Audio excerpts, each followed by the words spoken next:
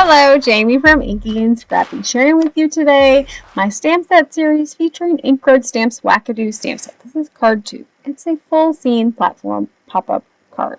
So I'm using, of course, Janet and Rita from the Wackadoo stamp set, and I brought in Lawn Fawn's Car Critters stamp set for the card.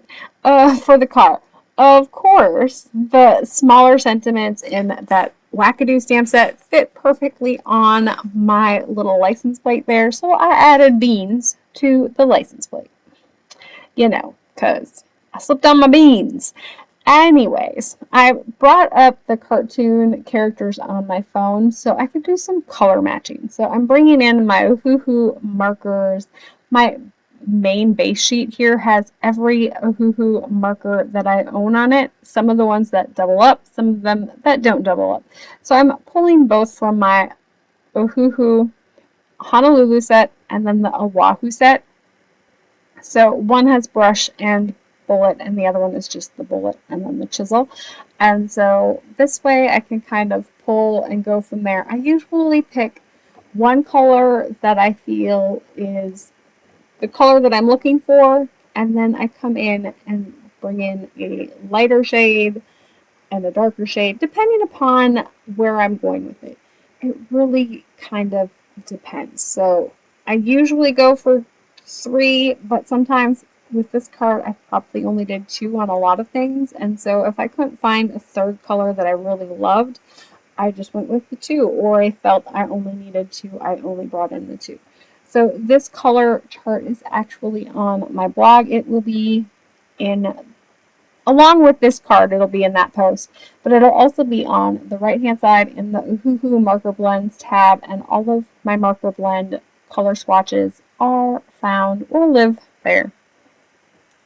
So, and I do explain a little bit more on my blog about how I do the numbering on these. So if they had a counterpart in both sets, I kind of added them if they did not, and I could find something that was similar in color that would probably give you a similar blend. So if you only have the Honolulu set or you only have the Ohuhu set, it gives you a color to try to get a close blend or a close match.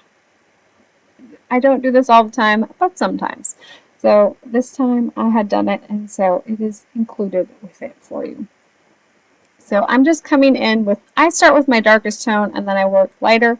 I thought my green needed to be a little bit a bluer tone on my car roof there, just because I wanted it to kind of match the one in the actual film, and so therefore I kind of added a blue undertone using that blue shade. So I'm going to color my images here as well. I was very much off screen for a lot of the coloring. I am sorry. It is what it is. So I did cut out most of the coloring today just because I wasn't paying attention to being in film camera wise. Sometimes when I put my camera up on top, it's not exactly where it was normally, and so if I don't catch that, and I tend to work and wiggle my way down. I also brought in the Crazy Antics stamp set from Lawn Fawn for the can. It was the closest thing to a bean can I could find, so I know it's a pop can, but I guess it could be a pop top bean can. I mean, that's a thing, right? Most of them have pop tops on them now. So that's what we're going with. I just painted that in coordinating colors that went with my colors chart there, and then filled it in. So I do darkest on the outside and then work my way in, so it kind of gives it that rounded effect. And then I just brought in some, I think I did some cool grays for this one, for all of the metal pieces. And then of course I will bring those over to my brother's Scan and Cut and have it cut them out for me, so I don't have to fussy cut. There is that color guide. Now I understand that Bluey really doesn't have a mushroom thing, but this card is for my goddaughter who loves both Bluey and mushrooms, and so this way I could bring in those mushrooms onto the card, and just make them color match. So I brought in some undertones and kind of just did some messy coloring here, bringing in matching colors, coordinating colors, something bright and fun and bold. And so I'm just going to do some two-tones on those images, darker on the top, lighter on the bottom, and then of course I will sit there and weed it all out. So I saved you all of the weeding. Yeah. Now I had decided I was just going to come in with the green and kind of color the hill. I didn't want to do the grass, because the grass I thought was just going to be too big compared to my images on this one. And I didn't want, most of it's going to be covered up anyways, but this way if any of it sticks out over the edge of my images or my front pieces, it's not that big of a deal. I also brought in some rock candy glitter to kind of add a little bit of sparkle to those little spots that are kind of recessed there. It didn't work. I don't know if it just didn't show up the greatest. I probably could have skipped that step. Of course, when I did it on the second one, I did it right away, and so I think the glitter stuck a little bit better. But rock candy glitter isn't as, I don't know, iridescent, I guess, as some of the other ones, and maybe that's why I wasn't, maybe I should have gone with a prism glitter instead of that rock candy glitter, but it is what it is. It's there, you can kind of see it when you're looking at it, but this way it kind of covered up that glue that was kind of oozing out of those holes, and it was quick and easy to do it all at the same time, so no harm, no foul. So for the platform pop-up here, I am adding double-sided adhesive to all of the pieces. This, I don't know if it's just a double-sided stick tape. So it's either score tape or scrapbook.com tape. It's just that heavy-duty double-sided adhesive tape. Yeah. So I'm going to fold in all of my things that need folding. I do like to do some added scoring on the parts that are going to move a little bit more with that bone folder for the most part. And then of course I usually don't worry a whole lot about the actual side pieces there because they don't really fold over flat. Now just adding this one in here and adding the other one. Now mind you, I added this one in the wrong spot. Yeah. I'm an expert at platform pop-up and I can still do it wrong sometimes. Don't ask. It was, I was trying to hurry things along, and so therefore that's what I get when I try to hurry. So I am using paper here. I think this was old die cut with the view paper. I was just looking for something that was that olivey, I don't know, green tone that would go with my, images, and that's the color that was closest to what I was going for. It was what it was. I did also cut I think it's the cloudy border. It's not really a border. It's like the collar that would go on the bottom of the platform pop-up. I did cut that out, cut off the tab that would glue it together, and then I'm going to add that onto my background instead of using the platform pop-up background add-on piece. I'm going to use that one instead because I kind of wanted it to look like bushes or trees in the background. I'm also going to add in my mushrooms onto the little grassy pieces that come with the platform pop-up, and then I will glue that onto my back piece right away here. So I did assemble part of the card before I actually put it together. Sometimes I do it this way, sometimes I don't. It really depends on the day and prevailing wind with me. I kind of jump around, skip around. It's all good. I should bring in a brown tone piece for my one hill here just to kind of give it a different look. Maybe, sand or the like. And then of course I'm going to add in the other piece here. I did cut 2 of the grassy pieces out for the center piece. I like it to go all the way across. It doesn't hinder the movement as long as it's not sticking out, and so that way it seems a little more seamless, I think. And then of course I'm going to add in my car, which is really going to hide a lot of those mushrooms that are in the background there, but it is what it is. And if you've watched Bluey, you understand that the car needs to be parked at a kitty wampus angle because that's how Rita parks. Yeah. So I kind of finished that back panel first. And I did it that way because I wanted to make sure that I wasn't covering up my characters with my next row. I really wanted to lay the dad down in the grass and kind of have like clothes scattered about just to match the actual cartoon.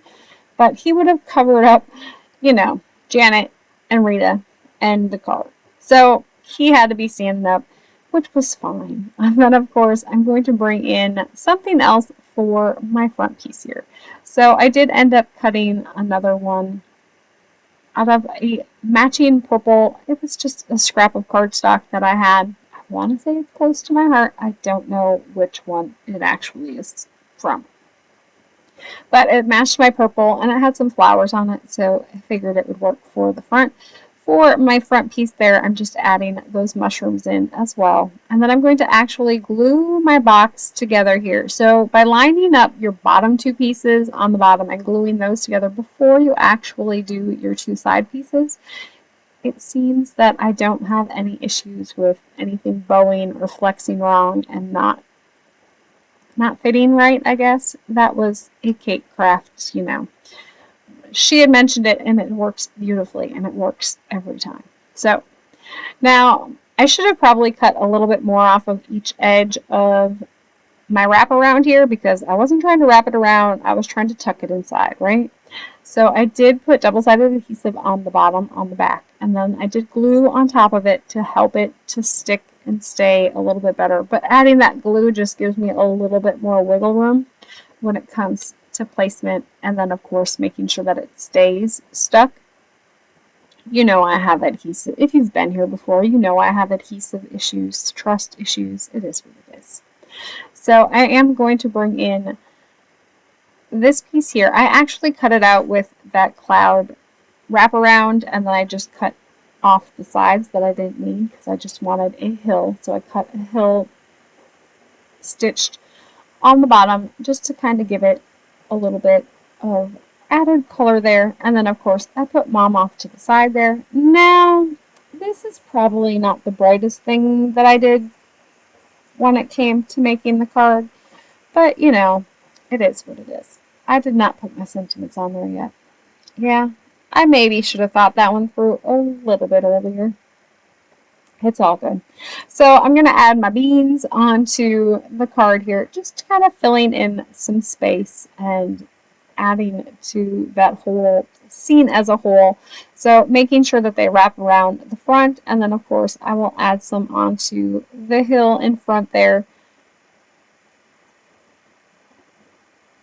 as well. And of course, you know, do I add it? Don't I add it? And then I'm like, you know what? I should just add it on the front and get it over with. I think I was struggling because color-wise, it looked very much like the other one, and I should have put the blue one in the middle. And so, therefore, it ended up in the second row instead of the first row. Now, here's where I'm going to do something that nobody should do.